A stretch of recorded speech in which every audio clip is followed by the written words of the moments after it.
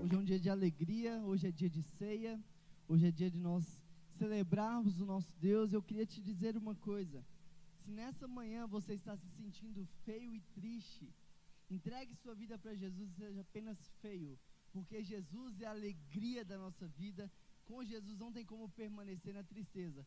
Agora, beleza, a gente ajeita, a gente arruma. A gente está numa série muito importante, uma série chamada O que é, e essa série tem tratado sobre o que é ser de fato cristão. Essa série tem tratado os nossos corações, a nossa vida, ajustado o nosso olhar, ajustado o nosso foco. E nós já conversamos aqui que o cristão, ele é alguém que nasceu de novo. Não tem como você ser cristão se você ainda não nasceu de novo. O nascer de novo é o princípio de uma caminhada com Cristo. Eu não nasço de novo porque eu estou pronto, porque eu estou entendido. Eu entendi o Evangelho, eu quero viver com Cristo, e a partir disso, agora eu nasço de novo, eu desço nas águas e eu começo uma nova vida. Depois nós vimos que o cristão, ele é alguém que pratica a palavra. Não tem como eu falar que eu sou cristão só de vir à igreja aos domingos. Não tem como eu falar que eu sou cristão só de seguir a PIB-BH nas páginas sociais, ou de ter minha carteirinha como membro. Não. Se eu sou cristão de fato, eu preciso seguir aquilo que Deus deixou para nós. Deus deixou um manual de vida aqui para que possamos ser bem-sucedidos, felizes e prósperos naquilo que nos forem proposto fazer. Então eu preciso, para ser cristão, seguir aquilo que Deus deixou escrito. Então, se você que se diz cristão não tem o hábito de ler a palavra de Deus, se você que se diz cristão não tem o hábito de todos os dias se alimentar da palavra, ser confrontado, e como o pastor Juan fala, olhar no espelho e se arrumar, você ainda não é um cristão. E semana passada o pastor Juan falou que o cristão tem o fruto do Espírito. E o fruto do Espírito não tem como eu escolher um ou outro. Um eu tenho facilidade e o outro é difícil, eu deixo para lá. Não, se eu sou cristão, os frutos do Espírito, eles fluem de mim, porque o Espírito Santo está em mim. Amém? E hoje nós vamos conversar que o cristão é aquele que evangeliza. O cristão é aquele que evangeliza. E esse é um ponto muito importante, porque se esse assunto tivesse sido deixado para trás e não houvesse mais evangelizadores no nosso meio, talvez nenhum de nós estaríamos aqui nessa manhã. Por isso é tão importante a gente entender que o nosso papel como cristão é sermos evangelizadores. Não é um papel de um pastor, não é um papel de um missionário, é um papel de todo aquele que se entende como cristão, de propagar a palavra de Deus. Renan, o que significa então evangelizar? Significa compartilhar as boas novas do Evangelho, que é a mensagem central do cristianismo, sobre a vida, a morte e a ressurreição de Jesus Cristo. O objetivo da evangelização é levar outras pessoas a conhecerem e a aceitarem essa mensagem, a fim de que elas possam agora ter e desfrutar de um relacionamento vivo e pessoal com Deus, experimentando da boa, agradável e perfeita salvação de Cristo para nós.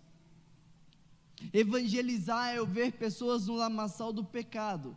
Evangelizar é eu ver as pessoas mais difíceis do meu dia a dia, aquela pessoa mais difícil da minha família. É olhar para ela e eu enxergar o melhor que há nela, a oportunidade de se tornar um filho ou uma filha de Deus, porque foi o que um dia Deus fez por mim e por você. Evangelizar é você olhar para as pessoas indo para o inferno e dar para elas a oportunidade de serem resgatadas e conhecerem o que de fato é uma vida e vida em abundância, como fala em João 3,16.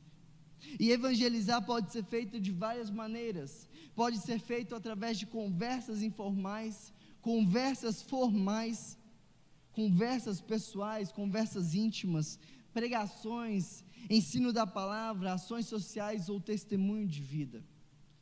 Agora, o importante é que você aprenda a evangelizar. Quando eu estava no seminário, um professor na matéria de evangelismo passou para a gente o desafio de todos os alunos construírem um testemunho da sua vida que durava no máximo 3 minutos. Por que 3 minutos? Porque eu posso contar num elevador. Eu posso contar enquanto eu aguardo na fila do pão. Eu posso contar quando eu estou no Uber. O que é um testemunho? É quem eu era antes de Cristo, é como eu encontrei a Cristo, e é o que Ele fez por minha vida e também pela sua, e você tem a oportunidade de entregar a sua vida para Jesus agora. Agora, o que nos falta para evangelizarmos? O que tem nos faltado para propagarmos essa mensagem da cruz? Porque evangelizar é um chamado para todos os cristãos. Você foi convocado para compartilhar sobre o que Cristo fez por você. A Bíblia não é para pastores, não existe uma Bíblia escrita para pastores, não existe uma Bíblia escrita para missionários. A Bíblia foi escrita para todo aquele que nele crê. Tenha isso aqui como um manual de instrução para a sua vida. Abra sua Bíblia comigo em Mateus, capítulo 28. Nós vamos ler do versículo 18 ao versículo 20.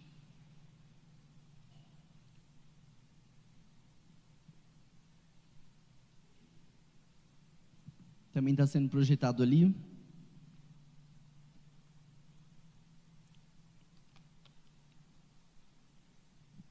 Mateus 28, versículo 18 ao versículo 20. Diz assim: Jesus se aproximou deles e disse: toda autoridade no céu e na terra me foram dadas. Portanto, vão e façam discípulos de todas as nações, batizando-os em nome do Pai, do Filho e do Espírito Santo. Ensinem esses novos discípulos a obedecerem a todas as ordens que eu lhes dei. E lembrem-se disso: estou sempre com vocês até o fim dos tempos. Eu te convido a abaixar sua cabeça, a fechar os seus olhos e a convidar Jesus Cristo, a convidar o Espírito Santo para que fale com você nessa manhã. Talvez você veio aqui querendo ouvir alguém, talvez você veio aqui para cantar uma canção, mas nós viemos aqui nessa manhã para adorar o nome de Jesus Cristo, porque só Ele pode falar ao nosso coração. As minhas palavras no máximo alcançam o seu cérebro, mas o Espírito Santo, Ele quebranta o seu coração.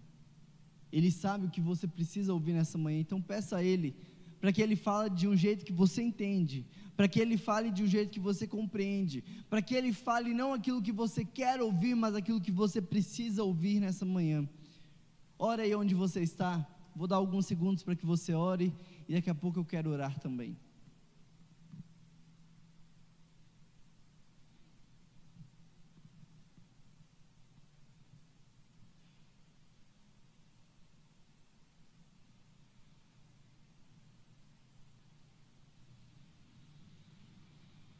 Pai querido, nós estamos aqui nessa manhã sedentos. Nós precisamos de uma direção do Senhor. Nós precisamos de uma voz diretiva nos lembrando, ajustando o nosso foco de que o nosso propósito não é ganhar dinheiro, que o nosso propósito não é somente trabalho, que o nosso propósito não é somente lazer, mas que o nosso propósito foi deixado pelo Senhor na Bíblia. E nessa manhã eu te peço que o Senhor nos confronte, Pai, e que saiamos daqui desafiados a obedecer o Teu mandamento. Obedecer não tem como ser pela metade, não tem como uma obediência não ser inteira. Ou nós cremos e obedecemos a Tua palavra, ou nós não cremos e não obedecemos. E nessa manhã eu te peço que o Senhor nos leve a uma obediência ao Senhor, a obedecer aquilo que o Senhor deixou registrado nas Sagradas Escrituras, para que tenhamos direção em nossa vida, Pai. Em Teu nome que nós oramos, amém. Mateus 28 é o capítulo final do Evangelho de Mateus, e é um dos textos mais importantes do Novo Testamento, especialmente conhecido pela grande comissão, onde Jesus está comissionando não só seus discípulos, mas a todos nós, para ir a todas as nações, pregando o Evangelho e fazendo discípulos. E nós vamos explorar aqui o contexto bíblico e histórico deste capítulo. Os discípulos então, eles acabam de encontrar Jesus na Galileia, onde Ele está dando essa grande comissão, Ide, portanto, e fazei discípulos de todas as nações, batizando-os em nome do Pai, do Filho e do Espírito Santo, ensinando eles a guardar tudo que eu vos tenho ordenado. Aqui nós temos um mandato universal para a igreja. Isso aqui não é um mandato para a igreja batista, não é um mandato para os pastores, não é um mandato para os missionários. Isso aqui é um mandato universal de Jesus para toda a igreja, estabelecendo a base para o movimento missionário e cristão, para o alcance global do Evangelho. E Jesus promete estar conosco até o fim dos tempos, nos dando autoridade e poder para cumprir essa missão. O nosso Jesus, ele é tão precioso, ele é tão completo, ele é tão perfeito, que ele não é como um general que dá uma ordem e se vira. A missão está dada, vai e cumpre. O que Jesus está dizendo é: olha, vocês vão enfrentar perseguições, vocês vão enfrentar desafios, vocês vão enfrentar pessoas que vão afrontar vocês, mas fiquem tranquilos, porque eu estarei com você até o fim dos tempos. Então, o que temer? O que ansiar?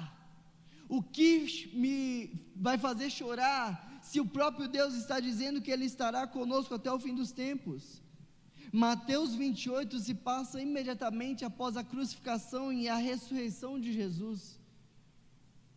Os ânimos, os hormônios estavam à flor da pele, eles estavam emocionados, com medo, mas ao mesmo tempo animados, porque Cristo tinha ressurreto. E este período ele é crucial para os primeiros cristãos, porque é quando a fé na ressurreição começa a ser proclamada, e quando os discípulos são enviados a continuar o trabalho que Jesus já tinha começado. Só que o ambiente em Israel era tenso, com a denominação romana e as expectativas messiânicas. A ressurreição de Jesus representa então um grande desafio à autoridade religiosa estabelecida em Jerusalém e aos conceitos tradicionais daquele tempo. A grande comissão marca então o início da expansão do cristianismo, além dos limites de Israel, enfatizando que é uma missão global e que transformaria o mundo antigo e levaria à formação de comunidades cristãs no meio do Império Romano. O que Jesus está dizendo é: nós vamos começar uma guerra, nós vamos começar uma revolução.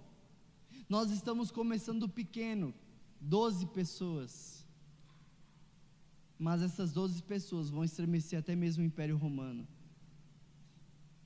E está dando tão certo que nós estamos indo para o ano de 2025 após Cristo. A vitória é certa. O nosso Deus, Ele é vencedor, não há ninguém, não há nada que possa vencê-lo. O que Ele está dizendo é: olha, nós vamos lutar uma guerra, mas você não vai precisar sujar sua mão de sangue, porque eu já venci. A sua luta agora é apenas contar para as pessoas o que eu fiz de bom por você e por elas, e a partir do momento que elas quiserem me conhecer, elas vão ter vida, mas não uma vida de 90, 100 anos, mas uma vida eterna, uma vida de abundância. Após a ressurreição, Jesus dá uma ordem clara e direta: vão e façam discípulos de todas as nações. Mas o que Jesus está dizendo aqui não é uma sugestão, o que Jesus está dando não é uma opinião, o que Jesus está dando aqui é um mandato que deve ser obedecido por todos os seguidores de Cristo. É uma ordem: vão e façam discípulos. Mas fiquem em paz, porque nos foi dada toda a autoridade. Eu te convido a anotar a mensagem. Em primeiro lugar, o primeiro ponto é que a autoridade está em Cristo, mas Cristo está em nós. Jesus, ele começa essa grande comissão afirmando: toda autoridade me foi dada no céu e na terra. Isso significa que Jesus, ele é o detentor de todo o poder. Jesus tem o poder supremo sobre todo o universo. Nossa missão de evangelizar não é baseada em nossa própria força ou no nosso entendimento, mas no poder de que Cristo está em nós. Eu tenho que sair de casa não amedrontado com o desafio. Eu tenho que sair de casa não com frio na barriga de ter que pregar, mas eu tenho que sair de casa com a convicção, com a certeza, com a confiança de que o Detentor de todo poder e autoridade está dentro de mim, e Ele estará até o fim dos tempos. Pense em um policial que pode parar o trânsito com um simples gesto na mão.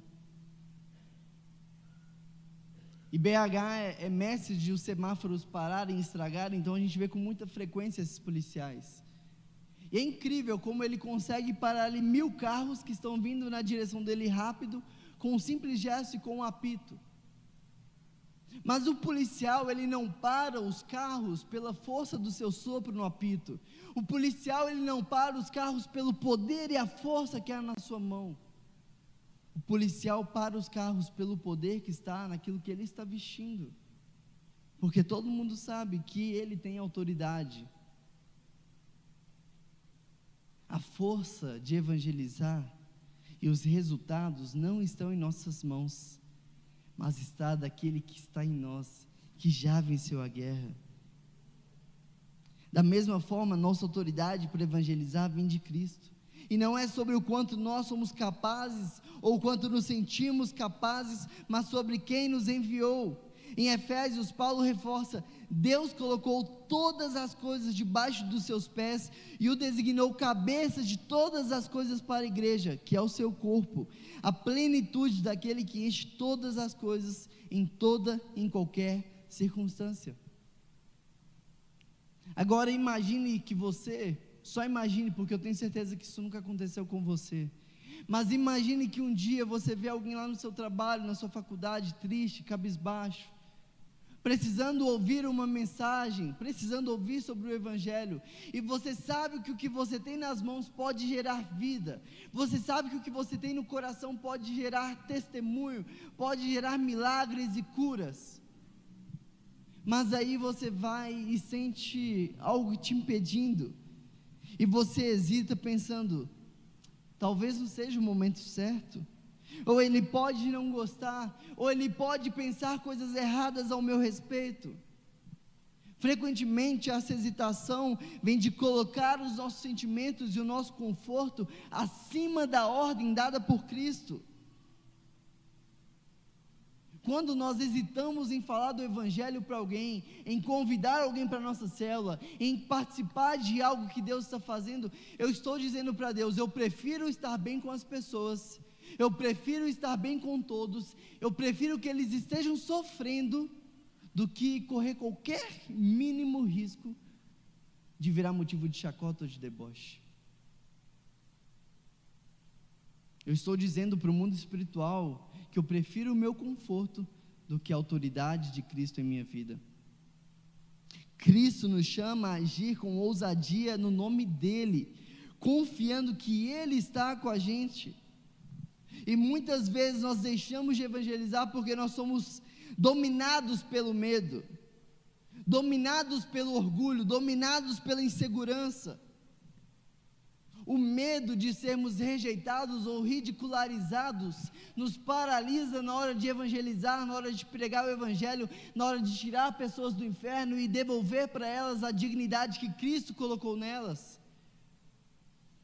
O orgulho, a insegurança, o medo tem te feito adorar mais a si mesmo do que o próprio Cristo. Agora, se o orgulho, o medo, a insegurança me impedem de evangelizar, de pregar, é porque eu ainda não conheci quem Jesus Cristo é e o poder que Ele tem.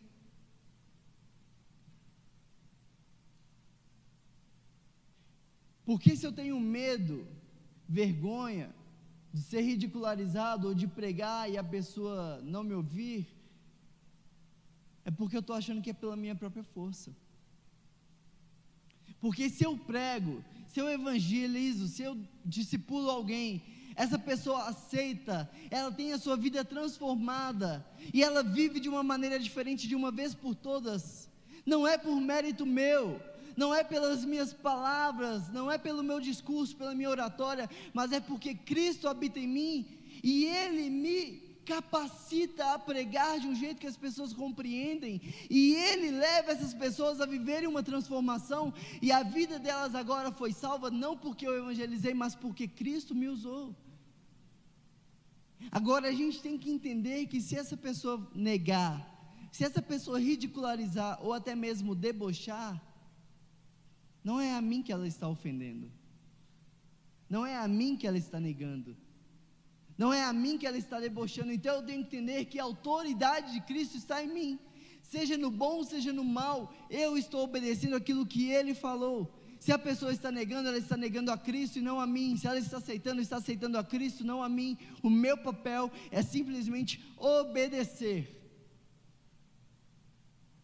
O seu papel é simplesmente obedecer. Só que quantas vezes eu negligencio esse poder que é em mim, abrindo mão desse chamado, abrindo mão desse desafio, e eu me apego ao pecado, eu me apego ao prazer, eu me apego à frase de que eu só vivo uma vez, eu preciso ser feliz, e eu começo a pecar publicamente perto daqueles dos quais eu deveria ser sal e luz, e eu começo agora a ser pedra de tropeço para aqueles dos quais eu deveria estar sendo escada para levar eles para mais próximo de Cristo. Ao invés de diariamente eu viver uma vida de renúncia e sacrifício, evitando o palavreado na minha boca, evitando mentiras, evitando pecar de diversas formas publicamente, eu começo a barganhar, eu começo a negociar, porque afinal a vida é só uma e eu também preciso ser feliz. Afinal a vida é só uma e eu também preciso conquistar riquezas. Afinal a vida é só uma e é difícil demais viver na risca. Só que o evangelho de Jesus não é o evangelho de conforto. Se você quer conforto na sua vida, a porta é a serventia da casa. O evangelho é para pessoas que querem viver uma vida de sacrifício, uma vida de renúncia. Filipenses 4 nos lembra que tudo nós podemos naquele que o quê? Nós podemos todas as coisas naquele que nos fortalece. Não é naqueles que nos fortaleceu, não é naquele que um dia vai nos fortalecer. Nós podemos todas as coisas naquele que nos fortalece. Por isso você pode pregar, por isso você pode evangelizar, por isso você pode declarar cura, porque é Deus em você. É o Espírito Santo que habita em nós. Então eu não devo deixar de falar de Jesus para alguém com medo de ser rejeitado ou ridicularizado, porque se ela aceita é Cristo, se ela nega é Cristo, mas a minha parte eu estou fazendo, o meu papel eu estou obedecendo.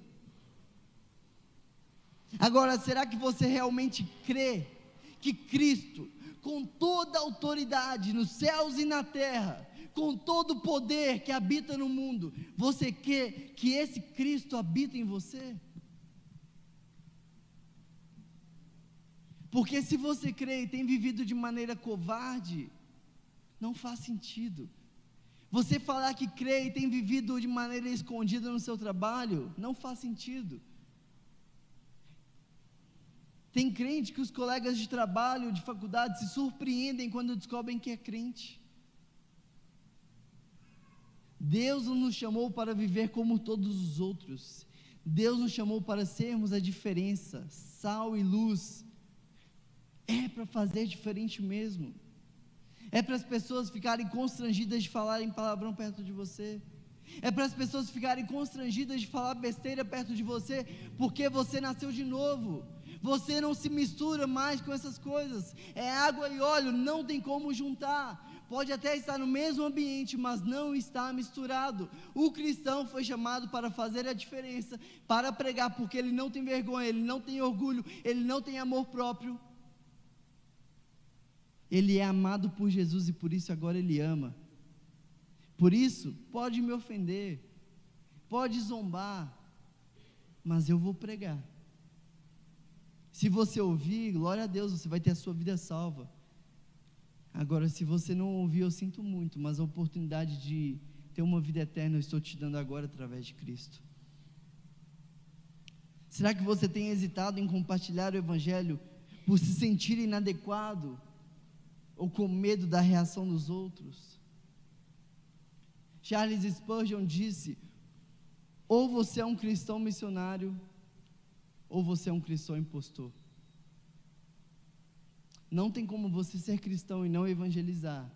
Não tem como você ser cristão e não propagar do evangelho de Cristo. Se você não tem o feito, você é um impostor.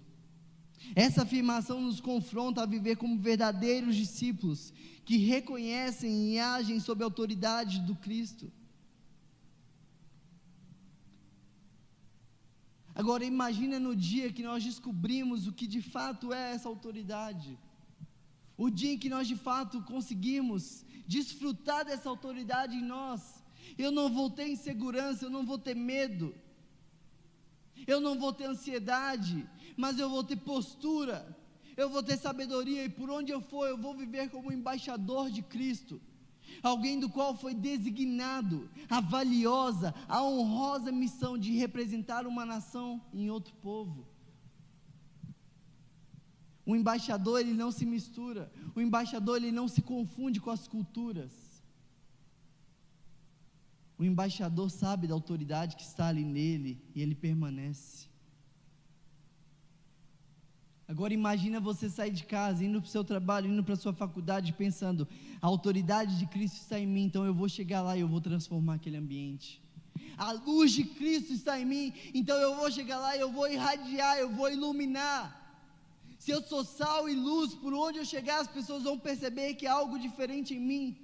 Se eu sou água, onde eu chegar eu vou encharcar, porque a água viva, água que jorra eternamente, sai de dentro de mim, a palavra de Deus que fala.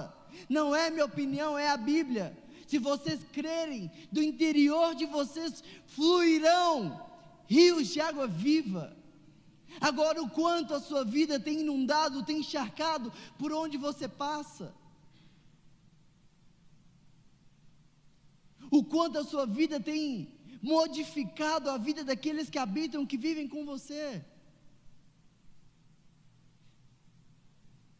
Cristão não pode ser apático. Cristão não pode ser chato, não pode ser mal-humorado. O cristão tem que chegar e ele tem que irradiar. Tem que ter alívio, tem que ter descanso, tem que ter conforto quando o cristão chega. Só que quantos de nós, as pessoas até evitam estar no mesmo lugar que nós? Quantos de nós, os filhos vão para o quarto quando a gente entra em casa? Quantos de nós, a esposa ou o marido, está até evitando, de tão chatos, de tão insuportáveis que nós somos? Em segundo lugar, vão e façam discípulos. Jesus nos chama a uma postura ativa. Jesus nos chama a uma postura que tem que ser proativa. O verbo ir implica movimento, implica ação, implica intencionalidade. Tudo que eu fizer, eu tenho que fazer com a intenção de ganhar aquela pessoa para Cristo. Na última casa que eu e minha esposa moramos, quando nos mudamos para lá, já tinha uma família morando na casa de cima, e nós conversamos de como poderíamos ser intencionais com aquele casal. E aí toda vez que a gente ia fazer um churrasquinho ali, a gente cortava um pratinho de carne, levava lá e entregava para eles. Quando a filhinha deles fazia aniversário, a gente comprava um presentinho, escrevia uma carta e deixava lá. E sempre que a gente podia, de alguma forma, a gente tinha ali uma intencionalidade com aquele casal. E aí um dia Deus tocou no meu coração e falou assim: vai ter uma cantata de Natal na igreja, convida eles.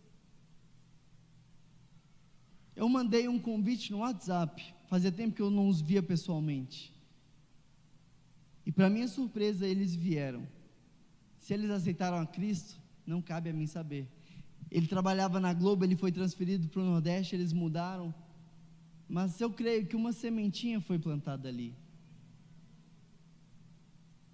O chamado de Jesus para ir é de fato proatividade. É de fato sair da zona de conforto. É de fato um desafio a você querer chegar em casa, sentar no seu sofá e ficar de boa. Em você nos finais de semana querer só ficar com sua família. O chamado do evangelho para a gente é uma vida de sair da zona de conforto. Eu preciso desprender de recursos financeiros para ser intencional com alguém. Eu preciso desprender de tempo com a minha família para ser intencional com alguém.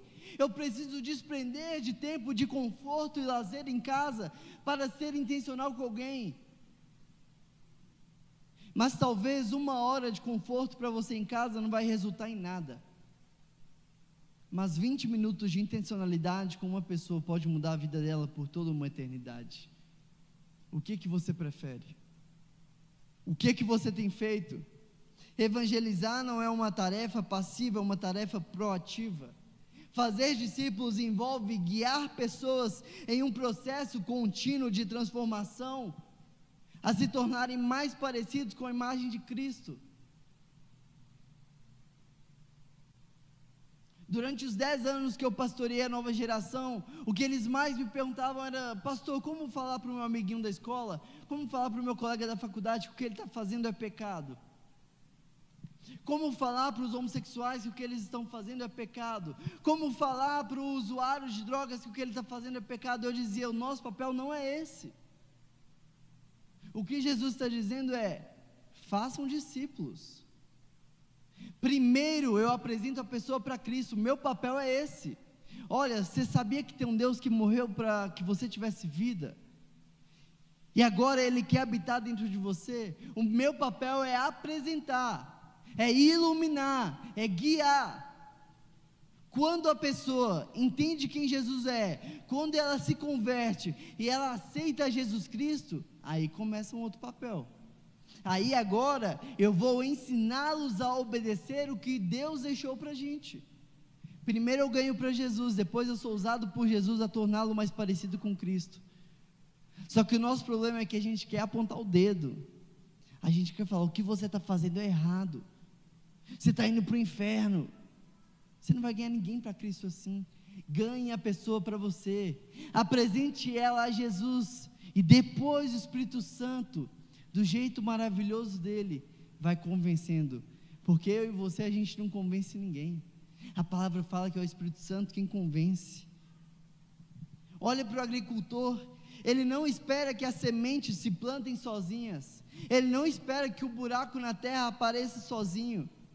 Ele vai lá, ele prepara o campo, ele cava, ele prepara o solo, ele planta, ele cuida das sementes, até que elas cresçam e deem fruto.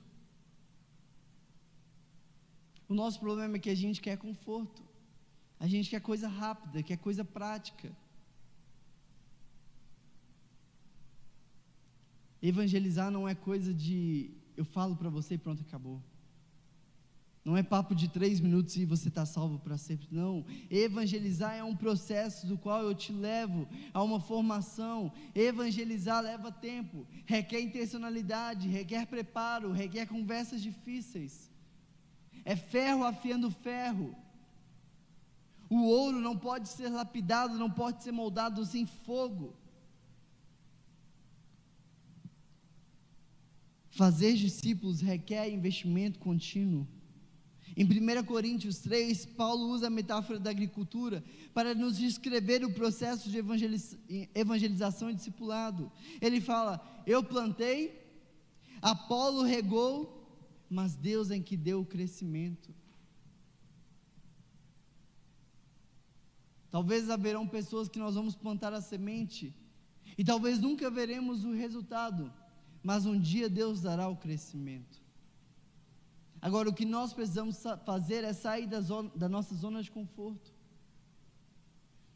Se você é tímido, vença a timidez. Você precisa pregar da palavra de Deus. Você precisa falar, expressar. Evangelizar não é falar Deus te abençoe.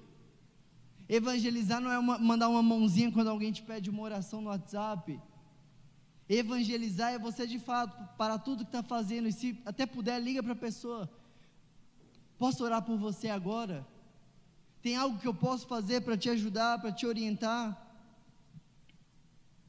Só que muitas vezes nós temos priorizado os nossos hobbies, o nosso lazer, nossas preocupações financeiras acima de tudo.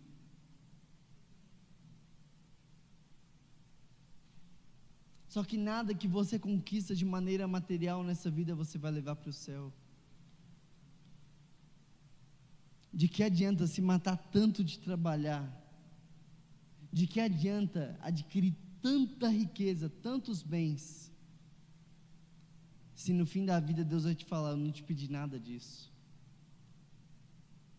Agora o que Deus vai te perguntar é: o que você fez com os talentos que eu confiei na sua mão?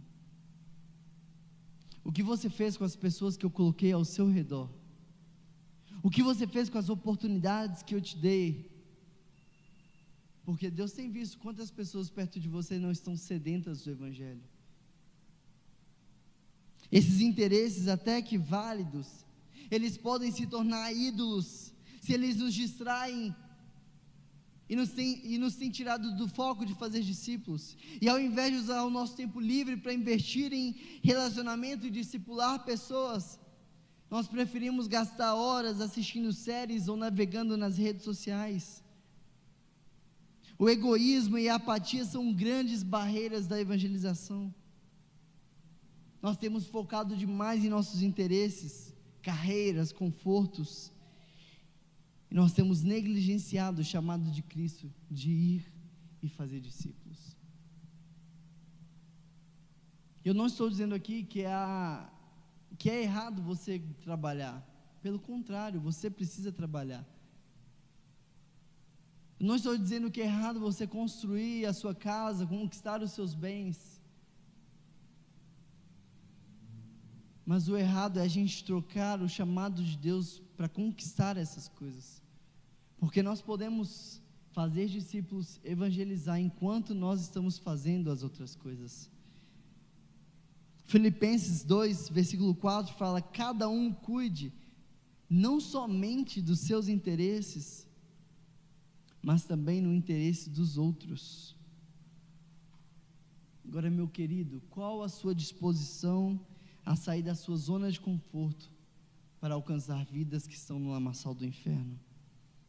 Nós estamos dispostos a sacrificar o nosso conforto para seguir o chamado de Cristo? John Piper afirma que o zelo pela glória de Deus é a alma da missão. Se você ama a glória de Deus, não tem como você estar satisfeito em ter a presença de Deus só em você. Se você ama essa causa, se você ama a causa do Evangelho, a causa daquela morte e ressurreição na cruz, não tem como você ficar satisfeito em ter Cristo só para você. Se essa causa me incendeia, me motiva, tudo que eu faço agora precisa ter a palavra, o amor, o nome de Jesus Cristo no meio. Se alguém me elogia no trabalho, glória a Deus por isso, porque é Ele quem me capacita. Se eu sou promovido, glória a Deus. Se eu conquisto o meu carro, glória a Deus. Se eu conquisto a minha casa, glória a Deus. E tudo isso que eu conquistei, que eu ganhei, que eu consegui, agora tem que ser ferramentas para anunciar o amor de Deus, e não o contrário, de me tirarem da presença de Deus. O problema é que ao invés de focar em pessoas e usar as coisas, nós temos usado as pessoas para conseguir coisas.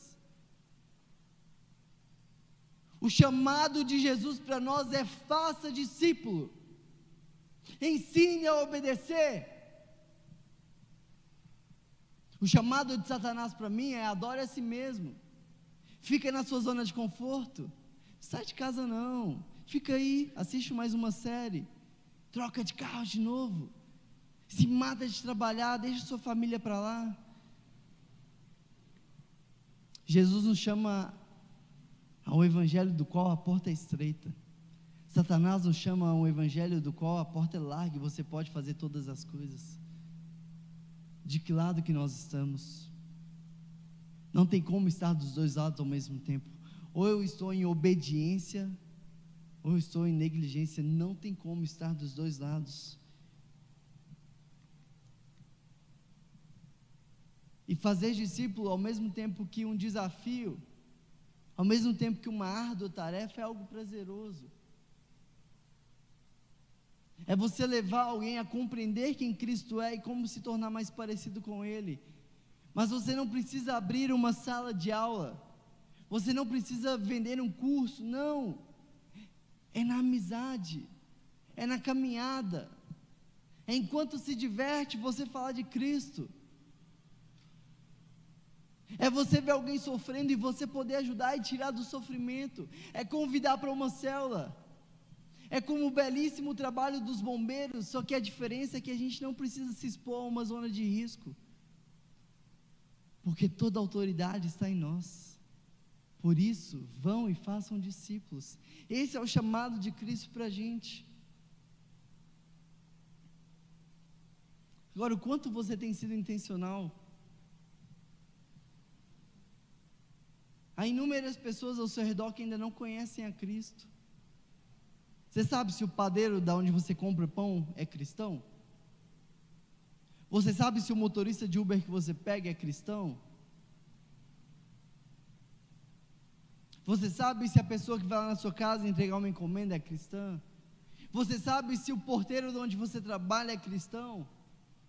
Comece a ser intencional. Comece, ao invés de só passar e dar um bom dia, sequer quando a gente dá, pergunta o nome. Essa semana eu fui comprar pão com o Tito, e eu achei interessante que eu estava com o Tito no colo, na fila, e a atendente estava tentando ser educada, e ela deu bom dia, o cara não respondeu, e ela perguntou se estava tudo bem, ele não respondeu. Aí ela falou o valor do pão, ele entregou o dinheiro, ela falou assim: então o senhor está ouvindo? Eu estou.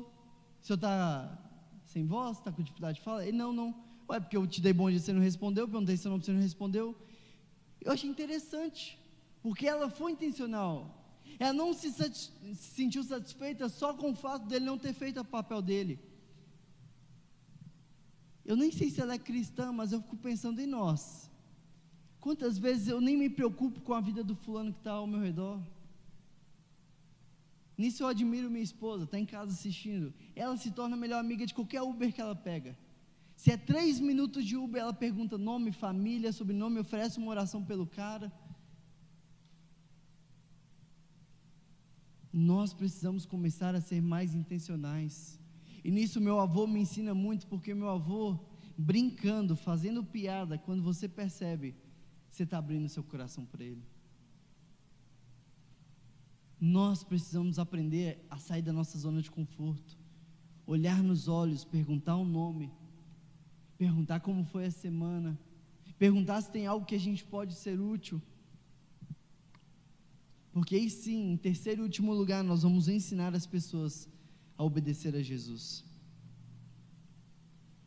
Jesus nos manda ensinar as pessoas a obedecerem tudo o que Ele ordenou. Evangelizar não é apenas compartilhar uma mensagem, mas é levar as pessoas a viverem de acordo com os ensinamentos de Cristo. E aqui a gente cai muito também pensando: pastor, mas a pessoa não vai querer viver isso que eu estou falando, a pessoa não vai querer se adequar às regras de Cristo. Eu posso até falar de Jesus agora, levar as pessoas a serem mais parecidas com Cristo, eu acho que isso não vai rolar. Mas o interessante é que se a gente convida alguém para ir para o clube tem regras, e a gente não pergunta se a pessoa está a fim de se adequar.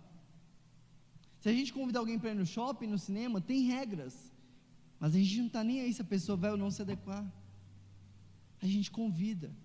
Agora, por que quando é para algo que vai salvar a vida dela, quando que as nossas regras, aquilo que Deus nos pede é para nos proteger, por que eu vou ficar com vergonha de anunciar?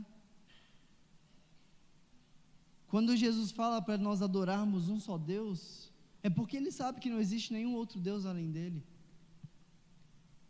Quando Deus fala para nós amarmos a Ele acima de qualquer outra coisa, é porque Ele sabe que na hora que a gente começar a amar qualquer outra coisa no lugar dEle, a nossa vida vai ruir em idolatria. Quando Deus fala para nós aguardarmos o casamento para ter um momento sexual, é porque Ele sabe que o sexo é algo tão prazeroso, é algo tão perfeito que não pode ser usado fora do casamento, mas ele parte do casamento. Quando Deus fala para a gente não ficar, para não usar pessoas, Ele está nos ensinando que na vida nós devemos ter uma pessoa.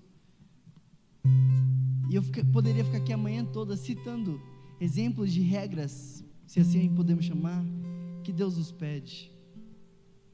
Mas não existe uma que não seja para a sua proteção ou para a minha proteção.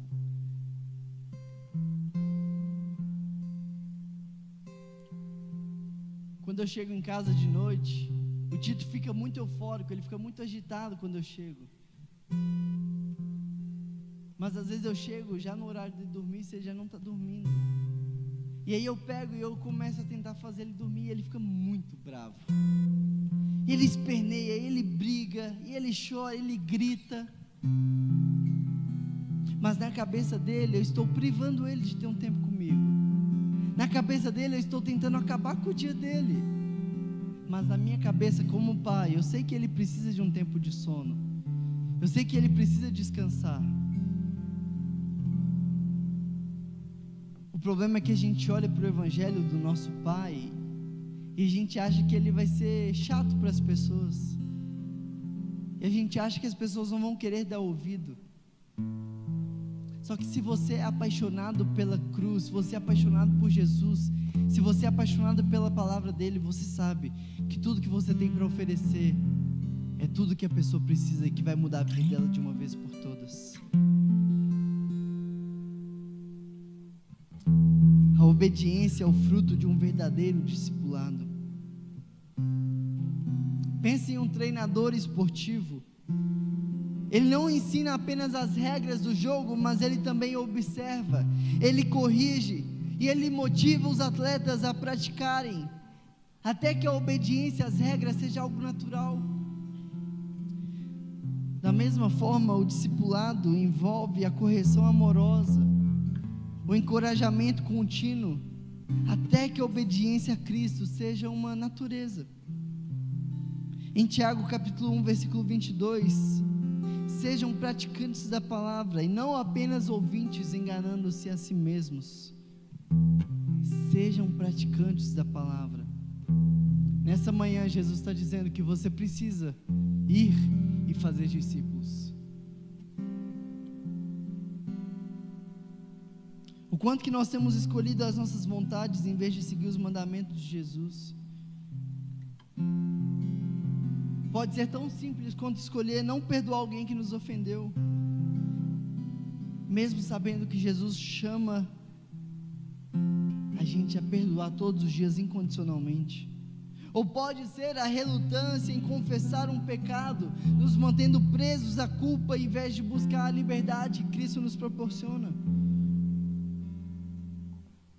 Um dos maiores obstáculos para a obediência à palavra de Deus são os prazeres e confortos desse mundo. E Jesus nos alertou sobre isso na parábola do semeador, lá em Mateus, quando ele cita que algumas sementes caíram no meio das pedras e não deram frutos. Outras sementes caíram no meio dos espinhos e foram sufocadas e também não deram fruto. Mas algumas sementes caíram em terra boa, e dessas sementes saíram não só muitos frutos, mas muitas árvores que gerariam também muitos frutos. Que tipo de terra, que tipo de solo a sua vida tem sido? A semente foi plantada, você está aqui nessa manhã. Agora, será que a sua vida tem sido pedra, onde a semente não consegue enraizar e não floresce? Será que a sua vida tem sido espinhos, que tudo que é pregado a você, tudo que é ensinado, tudo que é ofertado, você tem esmagado, e você vai embora pensando, que mensagem é essa? O que esse cara estava falando? E você não tem gerado frutos? Ou a sua vida é uma terra boa, que toda semente que tem sido confiada a você tem gerado vida, tem gerado frutos? Como Spurgeon disse, ou você é um missionário ou você é um impostor. Eu nunca vi um missionário ficar mais de um ano sem alguém para Jesus. Não precisa responder, mas em toda a sua idade de cristão, quantas pessoas você ganhou para Cristo? Quantas pessoas você pregou do Evangelho? A árvore que não produz fruto vira lenha.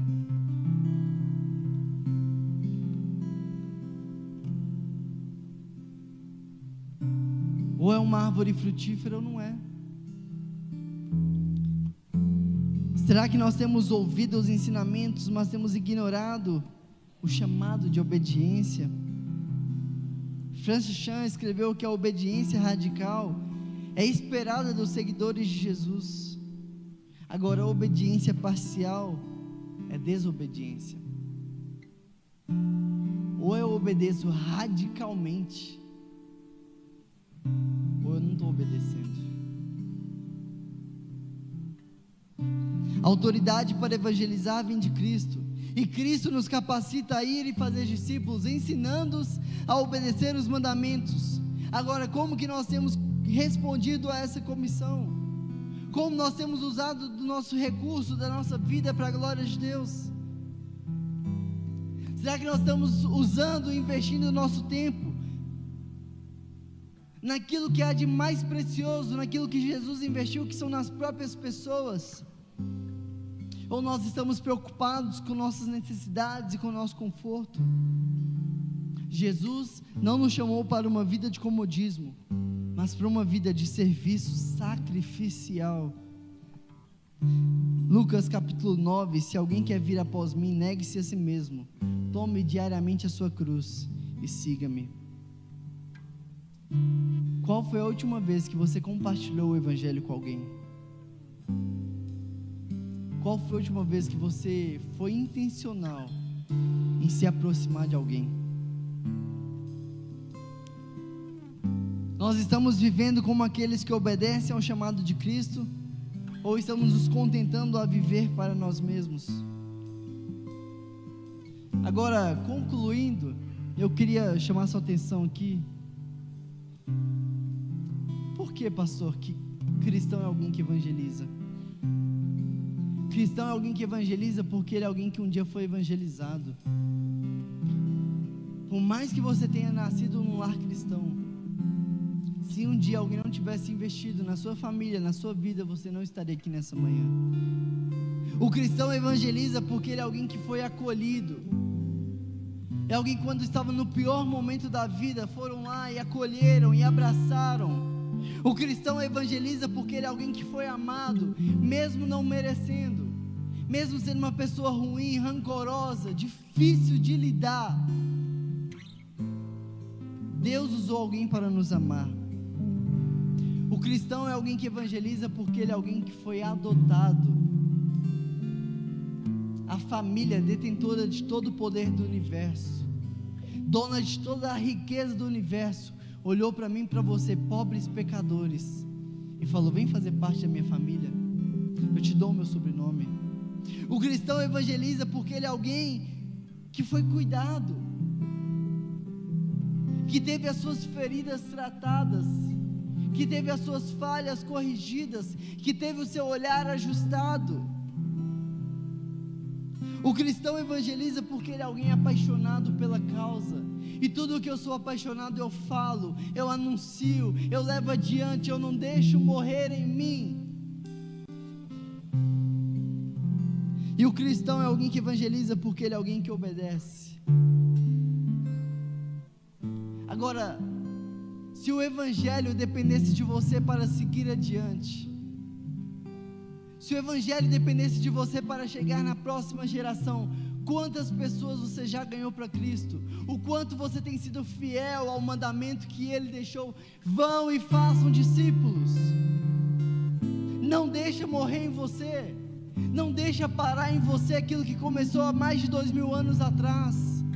Não deixe acabar em você, dê continuidade, porque Deus está vivo, Ele continua operando, Ele continua curando, Ele continua libertando. Então deixe você ser usado. A água está dentro de você, deixe ela jorrar, deixa fluir. Não mate essa semente que está dentro de você, mate a si mesmo, mas não a semente.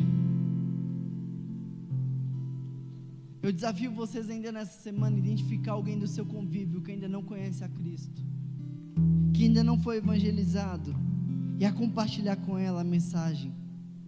Mas não só compartilhar, a acompanhar, a tratar, a cuidar.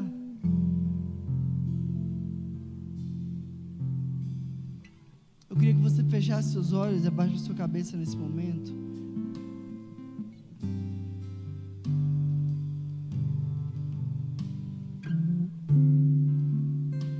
Eu queria te dar alguns segundos para você orar. Eu queria te dar alguns segundos para você orar, confessando a Deus as inúmeras chances desperdiçadas de evangelizar. A orar confessando a Deus o quanto você tem sido um idólatra de si mesmo, o quanto você tem adorado o seu prazer, os seus desejos, o seu conforto.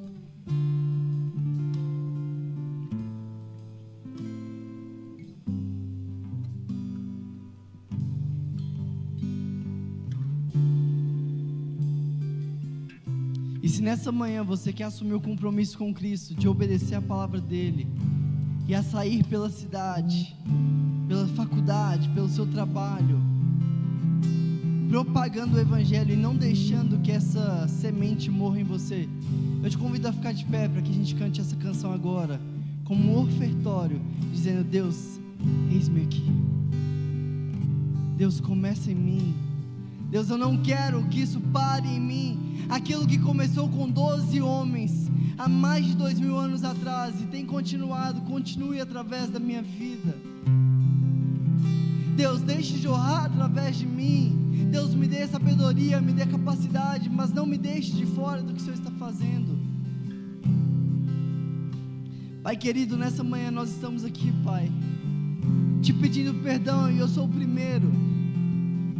O Senhor sabe daqueles amigos dos quais eu já perdi, que eu não preguei do Evangelho para eles. E o Senhor sabe que eu me lembro diariamente do nome deles. Mas não nos deixe perder mais amigos, mais entes, mais pessoas, sem antes ter dado para elas a oportunidade de terem a vida eterna e de terem um encontro verdadeiro contigo, Pai. Hoje a nossa igreja tem 48 células, Pai. São 480 pessoas semanalmente ouvindo a Tua palavra. Mas se todos nessa manhã entenderem do Teu mandamento e começarem a obedecer, nós vamos perder o limite desse número, Pai. Nós vamos perder o controle, porque o Teu Evangelho, ele vai ser propagado, ele vai ser inundado, ele vai ser incendiado. E a melhora da nossa nação não vai estar na mão dos políticos, mas vai estar em nossas vidas no dia a dia, Pai. Em Teu nome que nós oramos, nós cantamos a Ti agora. Amém.